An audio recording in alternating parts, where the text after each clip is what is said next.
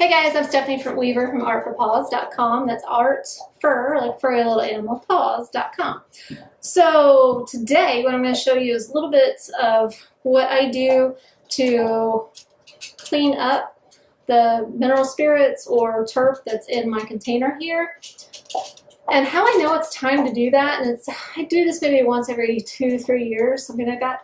And how I know it's time is when I start my painting session that day and I add maybe about a ½ inch into my container here. And by the end of my painting sessions, maybe it's just an hour, 2 hours long, it's gone because the sediment and all the paint that's collected down in the bottom here over the years has gone away. I mean, it's actually soaking up all of my turp. So that's how you know when it's time. So I actually have a lot of things here to do this. So that's why I don't do it very often. Okay. So I've got my mason jar. So if you guys have watched my previous little organization tips and tricks, you know that I love my mason jars. So I've got my mason jar with some cheesecloth, and I place the cheesecloth over this with a lid. You can also use a rubber band, but I prefer the lid because it really secures it, doesn't allow it to move around. And you kind of poke it down in there. So when you take your container here, and also encourage you to wear gloves, okay? Because it gets an ew factor, okay? Nobody really likes doing this. So anyway, I've already poured a lot of my turp in here. And that's when I decided, oh, you guys probably be interested in this. So here we go. So there's a ton of sludge down in there, and that sludge is awesome for tinting your canvases. So we don't want to just throw that away. We're going to reuse it. Okay. And I can tell you, like, Gamblin actually sells a product that is similar to the sludge, and they sent it to me for free when I last ordered a bunch of stuff, and it's called Tory Gray. So if you don't feel like going through the ooh factor, go ahead and buy some. It's great. It's pretty warm gray. Okay, so now that I've separated the good turp from my sludge down below, I want to save that sludge. I have these little empty tubes. You can get these at Dick Blick, and I think they were like maybe $1 or something. So you can put your sludge in here. Let me show you the sludge. And I don't have a lot because I've already done one tube. And here I got quite a bit, and I'll show you how pretty this gray is in a second.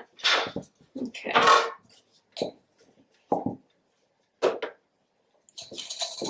So I can take the sludge and pour it down into this tube. You can see that. And there's some nice thick dollops in there. Okay, I think that's all I'm going to get from this round. Okay. And I'm going to take that and I take my tube and I start folding over the edges. I'm going to fold it maybe once or twice. Okay. Then I take my little tube. This is a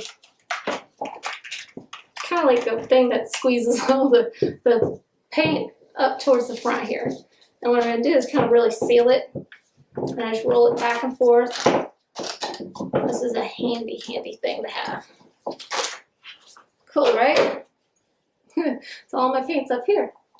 Now let me show you how pretty this color is. Okay. So you guys know I try and do a lot of daily paintings. And so one of the things that I can do with this is tone all my canvases. So I've got some of the sludge still in here. And I'm going to tone it. Now it's a really kind of a nice, neutral, warm gray. It's very pretty. There's enough in here. I can tone a lot of canvases with this. And because it's mixed with the turp, it's going to dry relatively fast. There you go. Waste nothing. All right. Let that dry. Okay. Now, if you still have some more left over, what you can do that you don't want to use, or if you don't want to use it all together, you don't have to. You can take some kitty litter in a container that you no longer want, and you put it in there. So I'm going to do that with some of this. And I'm using an old brush to do this stuff, like one that, you know, you definitely don't use your red sables. That this stuff's, I keep calling it sludge. I know it's got a good use and all that, but I still don't want to use my good brushes on it.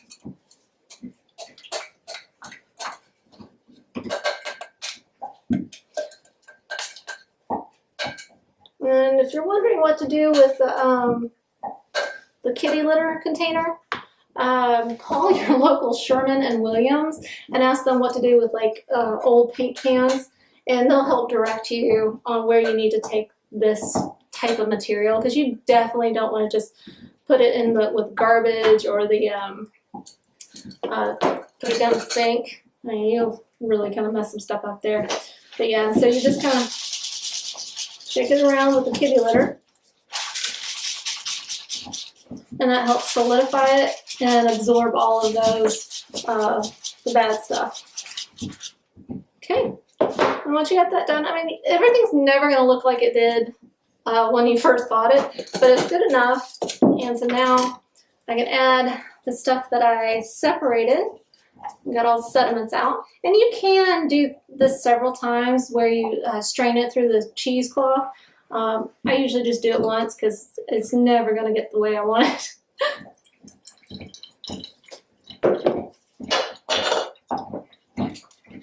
Okay, and it's kind of working its way down in there. There we go.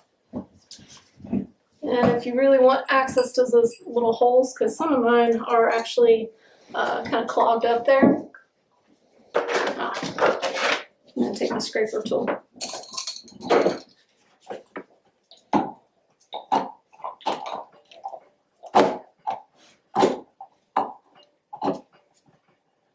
It's kind of like the barnacles on the bottom of a boat or something. Stuff's really on there. And this is why you really want to make sure you wear gloves. It's disgusting. Alright. Well, I'm not like, I don't finger paint or do anything like that because I don't like to get my fingers all that dirty. Alright. Thankfully, you don't have to do this very often. So if you're going to do it once, you know, you might as well do it right, because you don't want to do it again. So I'm just going through here and finding all the holes and kind of poking through them. Okay. All right. I'm going to put some fresh stuff in there.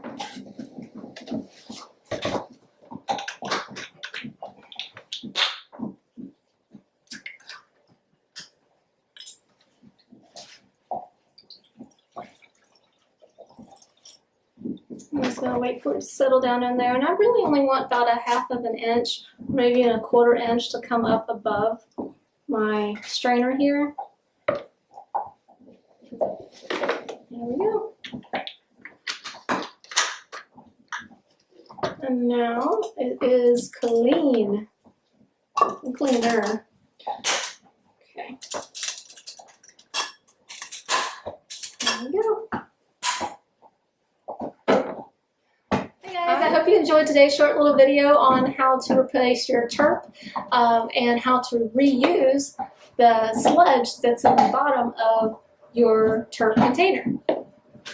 If you have any questions, just feel free to leave a comment and I'll get back to you. And then also, if you have any comments or questions about other things in your studio, just leave a comment below and I'll get back to you on those as well. In the meantime, be sure to subscribe, because I am trying to come out with a new video every week, and I've been pretty consistent about that for about 1.5 months now. So yeah, subscribe and we'll stay in touch. So until next time, keep painting and keep creating.